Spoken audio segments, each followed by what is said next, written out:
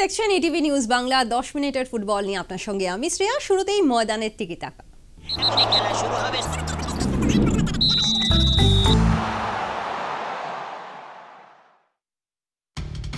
অপেক্ষা অপেক্ষা আর অপেক্ষা, সন্ধে অবধি অপেক্ষাই সার। প্রফুল কুশলের প্রতিশ্রুতি মতো যে চিঠি রবিবারই আসার কথা ছিল, সোমবার রাত পর্যন্ত তার টিকি নেই। 10 জুন দিল্লির বৈঠকে যেসব গালগল্প দিয়ে আই লিগের ক্লাবগুলোকে ঠান্ডা করেছিলেন, তবে কি সেখান থেকেও সরে আসার ইঙ্গিত? আশঙ্কাটা রয়েই যাচ্ছে। সোমবার বেঙ্গল ক্লাবে ঘণ্টা দুয়েকের বৈঠকে বসেও তাই কোনো সিদ্ধান্তে পৌঁছতে পারল না ফুটবল কলকাতা। প্রতিদিনই আমাদের ভাবতে হচ্ছে যে আমাদের নেক্সট দিনের স্ট্র্যাটেজি কী হবে। তো আপাতত এটাই ঠিক হয়েছে, আমরা ওয়েট করছি চিঠিটা আসা পর্যন্ত। চিঠিটা এলে আমরা আবার বসে ঠিক করবো। সুপার কাপ না, চ্যাম্পিয়ন্স লিগ, সেই চ্যাম্পিয়ন্স লিগটা ব্যাপারে কথাবার্তা হয়েছে। এখন চিঠিটা আসার অপেক্ষায় কী কী শর্ত থাকে, সেই শর্তের উপরে আমাদের ডিপেন্ড করবে বা আগামী দিনের পার্টিসিপেশন।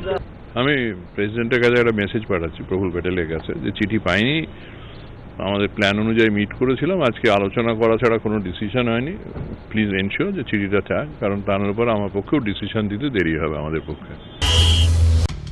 10 দিল্লিতে ইস্ট মোহন তো বটেই, আই লিগের ক্লাবগুলোকে সান্ত্বনা পুরস্কার দেওয়ার মতো করেই চ্যাম্পিয়ন্স লিগের গল্প শুনিয়েছিলেন প্রফুল কুশলরা। কিন্তু প্রফুল কুশলরা বললে কি হবে? আইএসএল ফ্র্যাঞ্চাইজিরা সেসব শুনতেই রাজি নয়। হোম অ্যাওয়ে ভিত্তিতে চ্যাম্পিয়ন্স লিগে ঘোর আপত্তি ফ্র্যাঞ্চাইজিদের। সরাসরি এএফসি খেলার রাস্তা খুঁজছেন ওরা। বড় জোর এফএ কাপের ঢঙে নকআউট টুর্নামেন্টে রাজি তারা, আর তাতেই মাথা ব্যথা বেড়েছে কুশল কোম্পানি।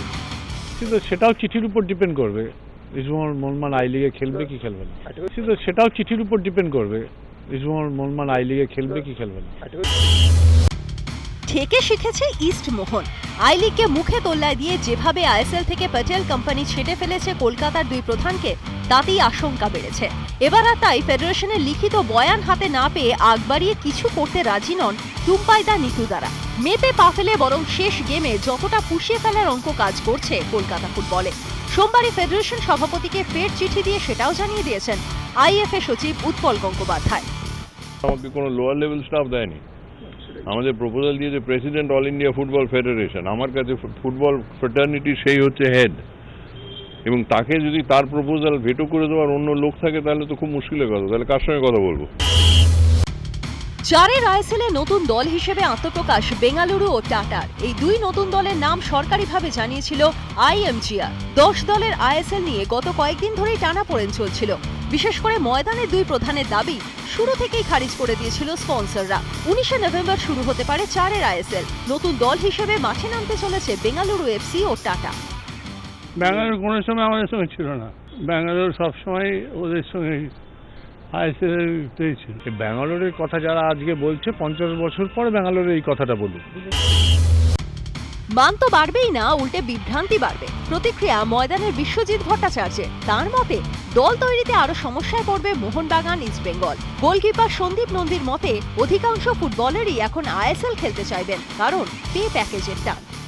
যে মেথডটা দেখলাম সেই মেথডে আমার একটা অবাকই লাগছে যে আইএসএল এর রেলিগেশন নেই, আইপিএল আই লিগের রেলিগেশন আছে। তো এটা কি করে লিগ হবে? এখন আমরা যে গত 3 বছর যেভাবে আইএসএল এর আমরা ট্রিটমেন্ট পেয়ে এসেছি, তো সেক্ষেত্রে বলতে দ্বিধা নেই যে আই লিগ আর আইএসএল এর তারপরটা অনেকখানি। অভিষেক বচ্চন, রণবীর কাপুর নাকি মোহনবাগান ইস্টবেঙ্গল ঠিক করবেন ফুটবলাররাই। তাদের কখনো আটকানো হবে না, দাবি ইস্টবেঙ্গল কর্তা শান্তিরঞ্জন দাশগুপ্ত। একই সঙ্গে দল তৈরি নিয়ে দুই ক্লাবে চাপে থাকার তত্ত্ব উড়িয়ে দিচ্ছেন ময়দানের বর্ষিয়ানি কর্তারা। আইএসএল এর জাঁকজমক, রণধীর কাপুর, তারপর কি সব অভিষেক বচ্চন, ওইসব করে যেই ফুটবলটাই যদি কেউ যেতে চায় যাবে। ফুটবল খেলতেই যদি হয় end of the day East Bengal Mohun Bagan. তাদের স্কিল দেখতে মাঠে আসতেন দর্শকরা। এবার তাদের কোচিং বুদ্ধির অপেক্ষায় ভারতীয় ফুটবল। বারাসতে এএফসির কোচিং ক্লাসে আরাতা থেকে রেনেডি, আঞ্চেরি থেকে মিরান্ডা।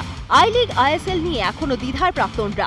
রেনেডির মতে 2 লিগ পাশাপাশি চললে যুব ফুটবলারদের সুযোগ বাড়বে, আর আই লিগে আরো দল চান আঞ্চেরি। JJ and Sunil play in ISL, JJ Sunil play in I League. So where will the under-19 player? Under-19 player लोग कहाँ से खेलेगा और कहाँ वो लोग का चांस है? 8 महीना सब प्लेयर्स को रेस्ट मिल जाता है, वीकली वंस इन मैच होगा तो प्लेयर्स रश भी होगा, टीम अच्छा परफॉर्म भी हो जाता है, यही सबसे बड़ा इम्पोर्टेंट है। আই লিগ আইএসএল এর টানাপোড়েন, তার মাঝে মঙ্গলবার প্রাক এশিয়ান কাপের ম্যাচে কিরগিজ চ্যালেঞ্জ সামলাতে নামছেন সুনীল ছেত্রীরা। প্রতিপক্ষ কঠিন, তবে জয় অসম্ভব নয়। ম্যাচের আগে দাবি ভারতের ফুটবল অধিনায়কের। নির্বাচনী প্রক্রিয়া শুরু লাল হলুদে। সোমবার থেকে কার্ড দেখিয়ে মনোনয়নপত্র তুলতে পারবেন সদস্যরা। মনোনয়ন জমা দেওয়ার শেষ দিন 19 জুন, মনোনয়ন প্রত্যাহার 21 জুন। এদিকে ক্লাবের বর্ষসেরা ফুটবলের বাস্তেই সদস্যদের অনলাইন ভোট দেওয়ার রীতি চালু হচ্ছে লাল হলুদে। অজুহাত ছিল নিরাপত্তা, তাই গত বছর কল্যাণীতে কলকাতা লিগের ডার্বি খেলতে যায়নি মোহনবাগান।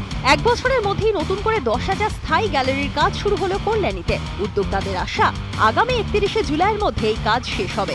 সব মিলিয়ে কল্যাণীর মাঠে খেলা দেখতে পারবেন প্রায় 20,000 দর্শক। 31 ডিসেম্বরের মধ্যে বসবে ফ্লাড লাইট। আমরা জুলাইয়ের 31 তারিখের মধ্যে সিটিং যে অ্যাকোমোডেশন আমরা আলাদাভাবে করছি, আমাদের টোটাল পুরনো এবং নতুন মিলে 19,500 সিটিং অ্যাকোমোডেশন হবে।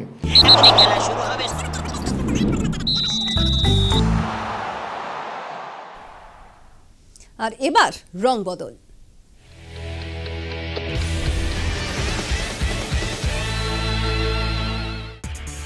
না আঁচালে বিশ্বাস নেই, কারণ ভদ্রলোকের নাম খালিদ জামিল। আই লিগের সেরা কোচের ওপর এখন কড়া নজর ইস্ট বেঙ্গলের। মুম্বাইয়ে খালিদ নাকি কথা দিয়েছেন আগামী বুধবার তিনি সম্ভবত সই করতে পারেন। তারপরেও স্বস্তিতে থাকতে পারছেন না নিতুদা অ্যালভিটোরা। মুম্বাইয়া কোচের সঙ্গে কথা বলতে সেখানে গিয়েছেন ইস্ট বেঙ্গলের এই দুই প্রতিনিধি। নিতুদা ফিরে এসেছেন, তবে রয়ে গিয়েছেন অ্যালভিটো। ব্রাজিলের গার্সিয়া, তার পিছু পিছু নাকি পৌঁছে গিয়েছে ইস্ট বেঙ্গলের প্রস্তাব। দল বদলের বাজারে বাগান থেকে এই ফুল তুলতে মরিয়া লাল হলুদ, তাই একটু আগ বাড়িয়েই চেষ্টা চালিয়ে যাচ্ছে ইস্ট বেঙ্গল কর্তারা। তবে এসব কথা মানতে নারাজ তারা। শোনা যাচ্ছে ইস্ট বেঙ্গলের প্রস্তাব পড়েই সিদ্ধান্ত জানাবেন গার্সিয়া, তাই বল এখন ব্রাজিলীয় কোর্টে। বিকাশ গোবিন্দর লোবোর পর এবার টার্গেট রবার্ট। তার লিস্টে থাকা এই নাম দীপেন্দু বিশ্বাসের হাতে ধরিয়ে দিয়েছেন মোহামেডান স্পোর্টিং এর নতুন কোচ বিশ্বজিৎ ভট্টাচার্য। রবার্টকে রাজি করাতে দীপেন্দুকে কথা বলতে বলেছেন। আগামী 19 জুন থেকে এই মরশুমের অনুশীলন করবেন বিশ্বজিৎ। মোহামেডান মাঠের পাশাপাশি অনুশীলন হবে সল্টলেকের সেন্ট্রাল পার্কে। চ্যাম্পিয়ন হওয়ার টার্গেট নিয়েই মাঠে নামবেন বিশ্বজিৎ।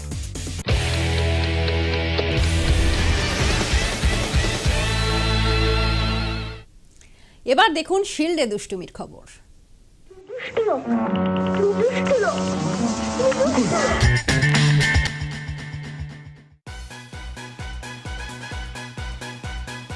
এই মুখগুলো দেখছেন, ওদের বয়স নাকি 19-এর নিচে।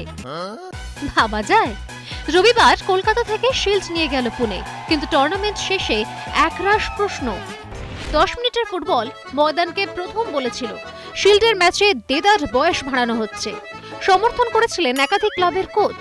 আমাদের ক্যামেরায় ধরা পড়ল বয়সের গাছ পাথরহীন পুনে ফুটবলারদের ছবি। ভারতীয় ফুটবলের পাইপলাইন হিসেবেই শিল্ডকে অনূর্ধ্ব 19 করেছিলেন আইএফএ সচিব উৎপল গঙ্গোপাধ্যায়, কিন্তু পাইপে যে শ্যাওলা জমেছে এবার তা স্পষ্ট। প্রাক্তনদের প্রশ্ন, কি লাভ এমন প্রহসন করে লোক হাসানোর? তবে অ্যাপারেন্টলি দেখে স্পেশালি কলকাতার বেশ কিছু টিম আছে যাদের কিছু প্লেয়ার আছে যারা বেশ কিছু বছর ধরে সুপার ডিভিশন ফার্স্ট ডিভিশন খেলছে, তারা আন্ডার 19 কি করে খেলে আমি ভাবতে পারছি। বারবার দেখানোর পরেও কোনো হেলদোল নেই। বাংলার ফুটবল চালানোর জন্য যত দায় যেন শুধুমাত্র গাঙ্গুলি স্যারের। টাকা আনবেন, ক্লাবদের ঝামেলা মেটাবেন, আর কত কি করবেন? তাহলে সুতারকিন স্ট্রিট আলো করে থাকা বাকি কর্তাদের কাজ কি?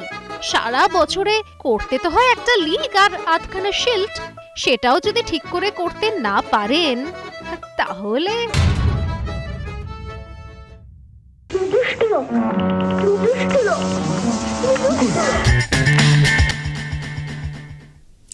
এবার শেষ পাতে গোল সুনামি।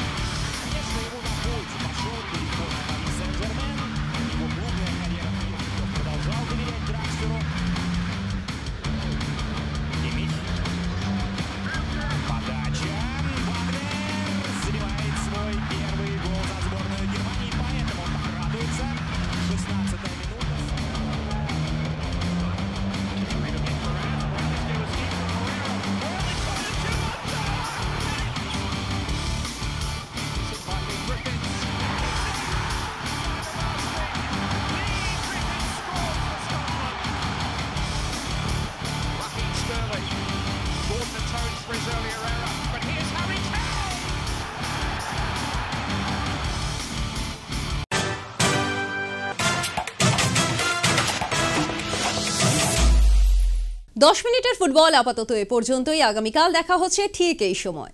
অন্যান্য খবরের জন্য নজর রাখুন ইটিভি নিউজ বাংলার সঙ্গে থাকুন দিনভর।